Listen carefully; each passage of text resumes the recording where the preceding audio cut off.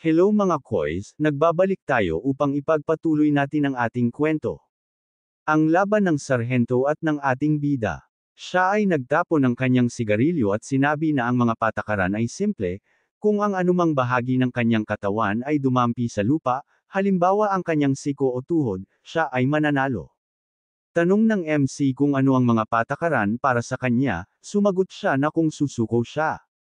Nang marinig ito, ang batang lalaki ay may kumpiyansa na nagsabi na tiyak na hindi siya matatalo pagkatapos nito. Nagsimula ang laban. Nagsimulang maglakad-lakad si MC sa paligid ng kanyang kalaban, pinaikot ang sibat sa kanyang mga kamay, at maingat niyang pinagmasdan ang kanyang mga galaw. Samantala, ang mga bata mula sa ibang mga klase ay nanunood ng lahat mula sa bintana, at isa sa kanila ang nagtanong kung talagang lalaban siya. Sumagot ang batang lalaki na ang lalaking ito ay mahusay na thread. Sumang-ayon ang bata at nagtanong kung paano niya malalabanan ang instructor na si Simon. Narinig ni Simon ang kanilang pag-uusap, kaya't pinaghiwalay niya sila at pumunta sa bintana, pagkatapos ay tumingin sa labas at sinabing baliw siya. Sa oras na ito, ang bida ay sumugod pasulong na may malakas na sigaw at iniswing ang kanyang sibat, tinamaan ang braso ng sarhento, pagkatapos ay sumugod muli, ngunit sa pagkakataong ito ay tumama ang suntok sa kanyang balikat. Pagkatapos ay tumingin pataas ang sarhento at nanlaki ang kanyang mga mata nang makita niya ang bata na tumatalon patungo sa kanya. Agad niyang inilagay ang kanyang kamay sa harap niya upang pigilan siya sa pagtama sa kanya, pagkatapos ay hinawakan ang kanyang damit at hinayla siya palapit sa kanya, tinamaan ang kanyang tuhod sa tiyan. Dahil dito, nahulog ang bida sa lupa at nagsimulang umubo. Ang kanyang kalaban ay hindi nag-atubiling itinaas ang kanyang binti sa itaas niya na parang sasaktan niya ang kanyang ulo. Nang mapansin ito, nagulat si Lehan sa isang sandali, pagkatapos ay mabilis na gamulong sa gilid at tumayo, nakasandal sa kanyang sibat. Tumingin siya sa sarhento na may pagkagulat at naisip kung talagang sinusubukan niyang patayin siya. Tanong ni JN kung bakit siya nakatingin sa kanya ng ganoon. Ang dragon at ang kanyang hukbo ay pumapatay sa lahat, hindi nila pinapansin kung sino siya, hindi siya bibigyan ng anumang pahinga kahit na alam niyang mahina siya. Kung nakaharap siya sa isang hukbong kaaway, ang kasalukuyang sitwasyon ay tila walang kabuluhan sa kanya. Nang inig ang mga kamay ni MC at tinanong ang sarhento kung lalaban ba siya o mag-uusap. Pagkatapos ng mga salitang ito, agad na sumugod patungo sa kanya ang kanyang kalaban at sinabing nakita niyang nagising siya. Hinawakan niya siya sa damit at itinaas siya mula sa lupa, pagkatapos ay biglang lumingon at inihagis siya sa gilid. Nakabagsak si Lehan ng hindi maganda sa likod ng kanyang ulo, pagkatapos ay pumikit at hinimas ang lugar kung saan siya tinamaan. Sa oras na ito, nakita ni John ang isang sugat sa kanyang pisngi at nagulat, iniisip kung kailan niya nagawa ito. Ang ibang mga estudyante ay nagising ng husto at masayang sumigaw kay Lehan na basagin ang kanyang ilong. Sa oras na ito, na may panibagong lakas, sumugod siya sa pag-atake at sumigaw ng malakas muli habang ginagawa ang kanyang pag-atake. Naisip ni John na dapat niyang tingnan ng mabuti ang kanyang mga galaw, ngunit sa sandaling iyon, may napalampas siya. Sa huling segundo, napansin niyang palihim na lumapit sa kanya ang batang lalaki at umatake, at agad siyang umiwas. Ngunit nagsimulang pilitin siya muli ni MC, umiiwas sa kanyang mabilis na pag-atake. Naisip niya na ang bata ay maliksi dahil sa kanyang mahusay na kontrol sa centrifugal na puwersa ng katawan, kaya't hindi walang dahilan kung bakit siya pinuri ng sobra. Ngumisi siya at naisip na ngayon ay gusto na rin niya ang lalaking ito. Sa oras na iyon, itinulak ni MC ang lupa at umiikot sa hangin, itinaas ang kanyang sibat sa itaas ng kanyang ulo, at naisip ng kanyang kalaban na makakatagpo siya ng kanyang huling suntok. Ilang segundo lang, iniswing ni Lehan ang kanyang sibat, nag-iiwan ng mahabang sugat sa dibdib ng sarhento at isang sirang dulo ng sibat. Nadama ang sakit, kinagat ni John ang kanyang mga ngipin, pagkatapos ay hinayla ang sibat mula sa kanyang dibdib at tumingin sa batang lalaki na may galit. Agad niyang hinawakan siya sa leeg at itinaas siya mula sa lupa, tinatanong kung dapat na niyang tapusin siya. Kinikilabot ang mga binti ng bida, sinusubukang makawala, at inutusan siya ni John na sumuko. Inihagis niya ang sirang talam sa gilid, at ang kamay na nakahawak sa bata ay napalibutan ng apoy, na nagdulot sa kanya na sumigaw ng malakas sa sakit. Ang mga lalaking nanunood ng lahat mula sa gilid ay nakaramdam ng kagaanan, at patuloy na sinabi ni John kay Leha na sumuko. Papatayin niya siya kung hindi siya susuko. Mas lalong lumakas ang apoy, ngunit si MC, sa kabila ng sakit, ay sumigaw at sinabing hindi siya susuko kahit napatayin siya. Sumigaw siya ng mas malakas, at sa sandaling iyon, dumating si Wine sa stadium. Naglakad siya sa karamihan ng mga bata at masayang sumigaw sa sarhento, pagkatapos ay tumakbo patungo sa kanya at sinabi sa kanya na palayain siya, papatayin ba niya siya? Agad na pinatay ni JN ang apoy at ibinigay ang bata sa kanya, sinasabing hindi siya sumuko at hindi rin siya natamba. Paano natapos ang laban? Kinuha ni Wine ang kanyang estudyante at tumingin sa kanya na may pag-aalala, pagkatapos ay itinaas ang isang galit na tingin sa sarhento at sinabing pagod na siya sa mga pamamaraan ni Ark.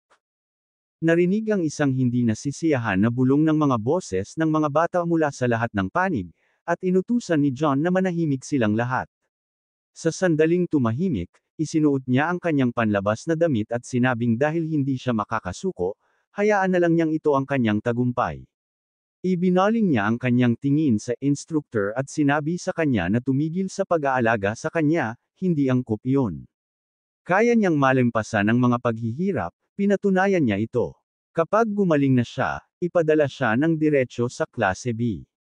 Nang marinig ito, nagulat si Wine, at pagkatapos ay lumipas ang ilang oras.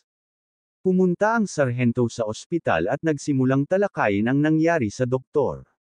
Nagtanong siya ng may pagkagulat kung gusto niyang ipadala siya ng diretsyo sa klase B. Kinumpirma niya ang kanyang mga salita at sinabing ngayong araw ay ilalagay niya siya sa listahan ng promosyon.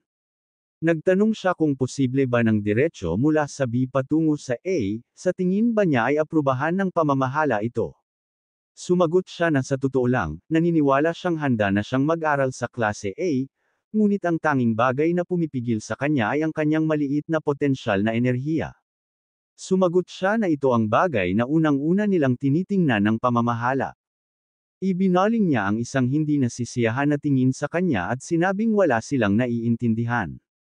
Kapag dumating ang oras upang labanan ang dragon, hindi nila kailangan ang ilang magic o enerhiya, kundi isang bakal na kalooban, tapang na makakatulong hindi lamang hawakan ang sandata at hindi matakot, kundi pati na rin magdulot ng kritikal na pinsala sa kanila. Sa bagay na ito, may pagkakataon si Lehan na maging pinakamahusay na striker na kanilang napalaki. Hindi nila kayang palampasin ang ganitong talento dahil lang sa dahan-daang umuunlad ang kanyang potensyal na enerhiya. Paano kung ang simpleng batang ito na kanyang pinili ang magliligtas sa sangkatauhan? Tumingin siya sa kanya nang may pagkagulat at sinabing hindi pa niya narinig na purihin niya ang isang estudyante.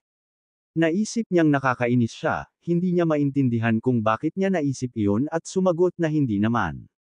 Sa kabaligtaran, gusto niya ang bata. Sinabi ng doktor na siya ay isang STIST.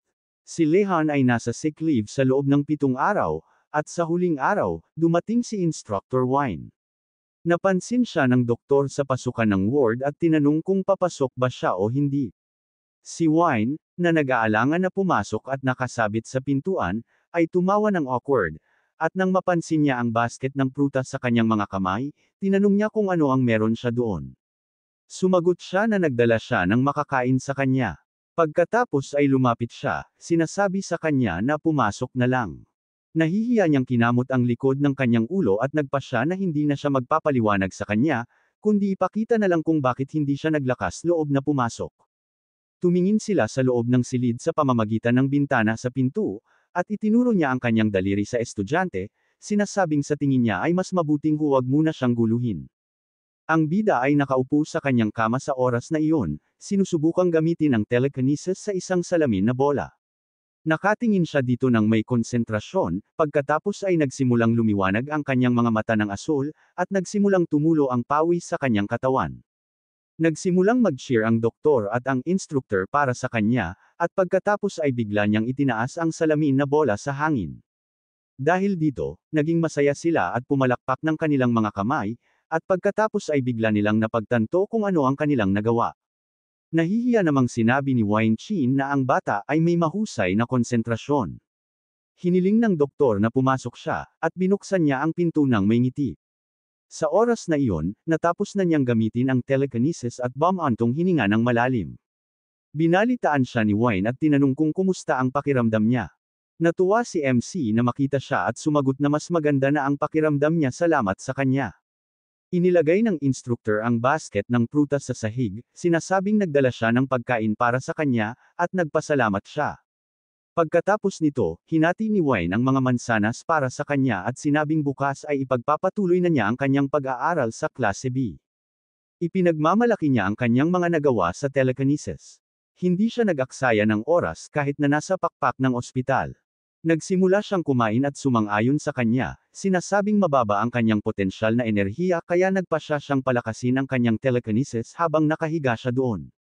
Patuloy na naghiwa ng mansana si Wine at sinabi ng may ngiti na maayos ang ginagawa niya. Ang pagmamay-ari ng mga armas ay hindi lahat para sa isang superhuman. Kailangan mong magkaroon ng hindi bababa sa ilang antas ng telekinesis. Ang laban sa kaaway ay pangunahing nasa himpapawid. Kailangan niyang magkaroon ng kakayahan na mahuli ang sandata gamit ang telekinesis kung ito ay biglang natanggal sa kanyang mga kamay. Biglang may naisip siya at pamitik ng kanyang mga daliri. Pagkatapos nito, humingi siya ng pahintulot sa nurse na umalis. Nagtanong siya ng may pagkagulat kung nagpasya na silang lumabas sa ganitong oras. Sumagot siya na sandali lang sila at pagkatapos ay pumunta sa gym.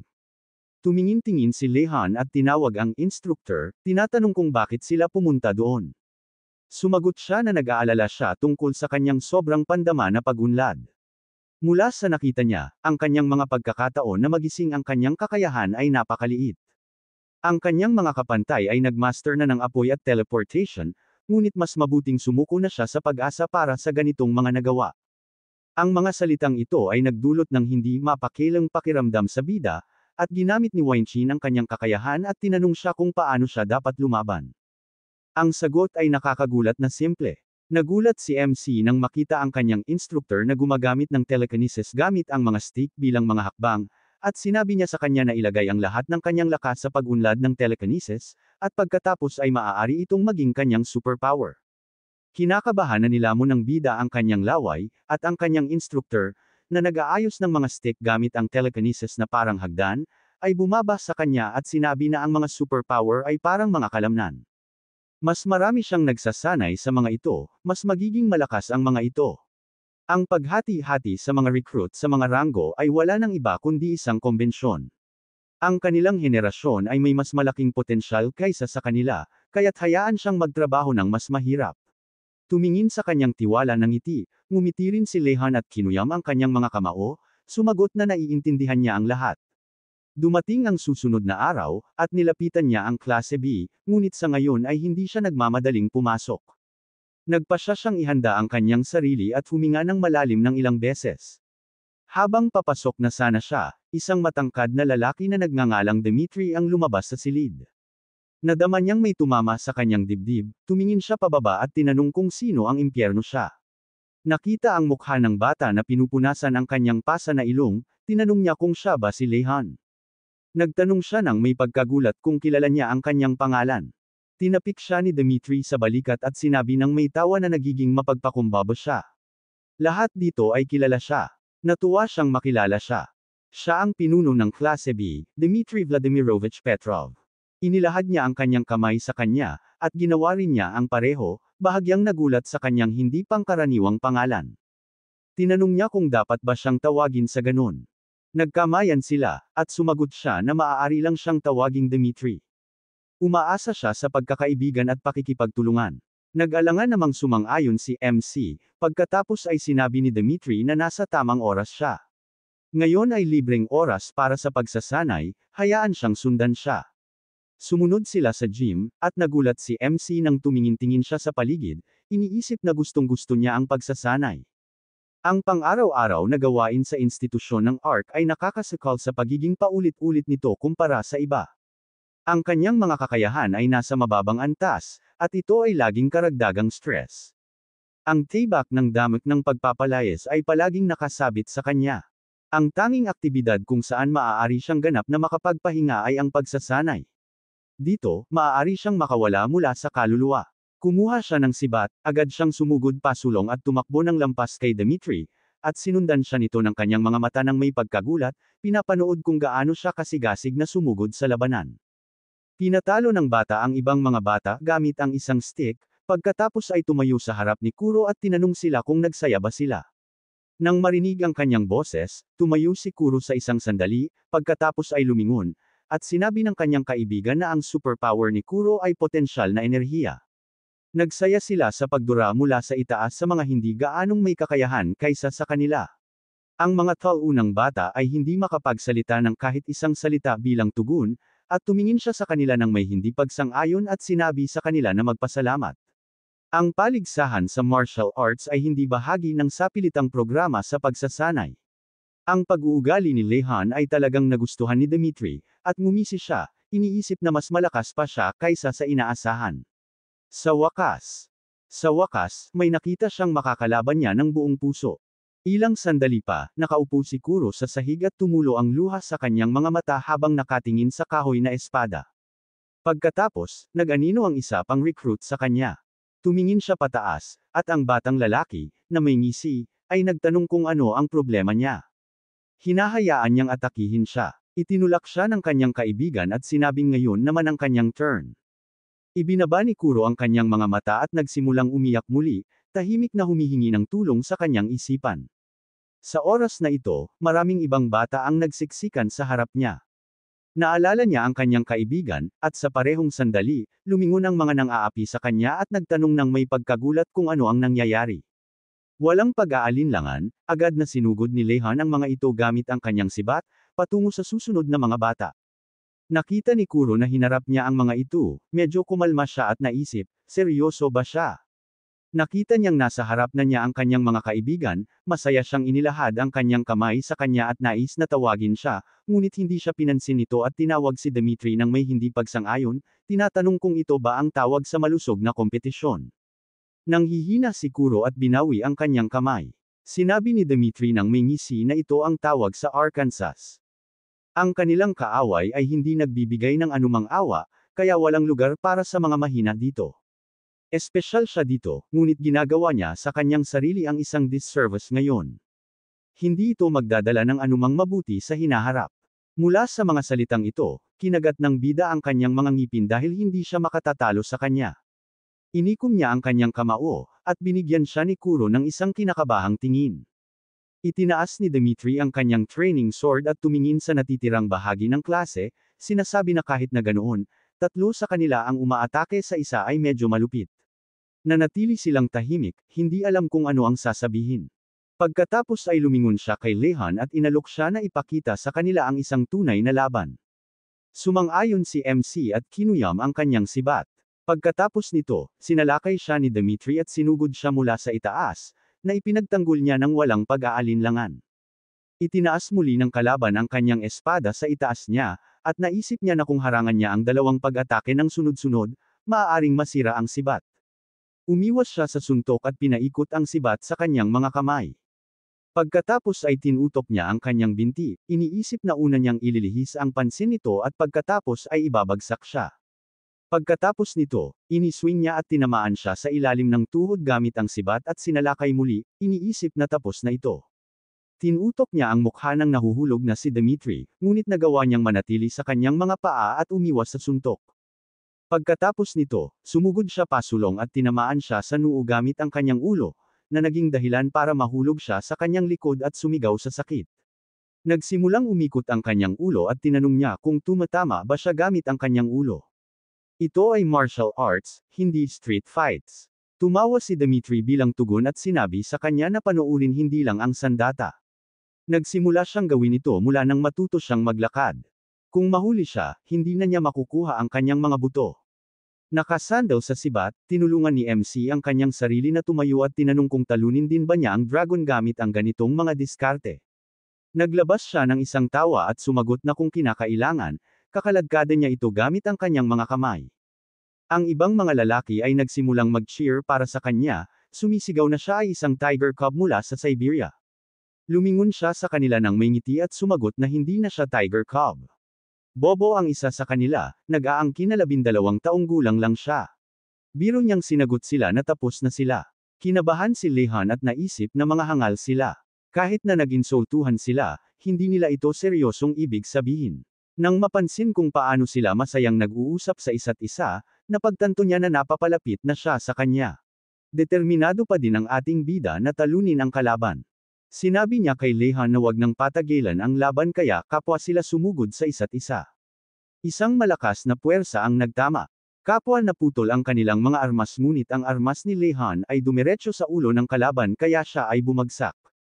Gustuhin man niya na lumaban pa ngunit di niya kaya, sinabi ni Lehan na ituloy pa nila ang laban ngunit wala ng lakas ang kanyang kalaban, nagulat ang lahat dahil tinalo ni Lehan ang pinuno ng Class B. Abangan natin ang susunod na mga mangyayari. Salamat Koy sa inyong suporta.